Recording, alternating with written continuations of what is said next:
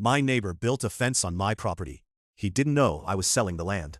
I knew my neighbor had made a huge mistake when he smiled and told me, "You can't do anything about it." For 20 years, my wife and I owned a vacant lot next to our house. It wasn't anything special, just half an acre of wooded land we bought years ago for privacy. We never built on it, and honestly, I mostly forgot it existed. Then a guy named Randy moved in next door. From day one, he was a problem. He complained about leaves, complained about squirrels, complained about my trees blocking the sun.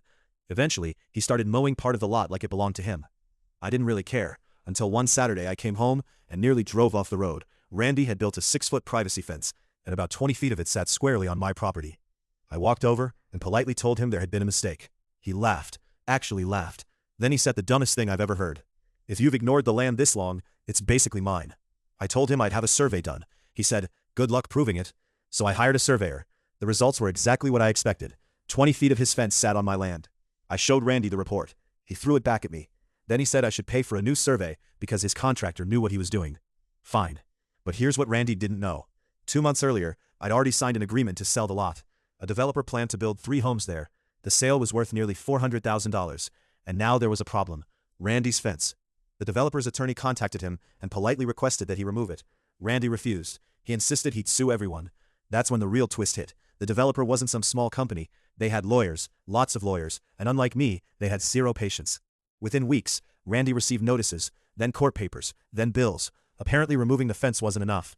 His contractor had damaged utility markers and violated setback requirements. The cost exploded. Legal fees, survey costs, fence removal, land restoration. By the end, it cost Randy almost $35,000. And the best part? He still lost the fence. 3 months later, construction started. Randy spent the next year listening to bulldozers and nail guns. Eventually he sold his house.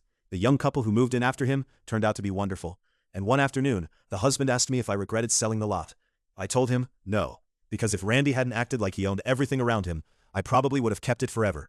Funny enough, he spent thousands of dollars trying to claim 20 feet of land, and in the end, he couldn't even keep the view. Turns out, he built his fence on the wrong property, and he built his problems on the wrong neighbor.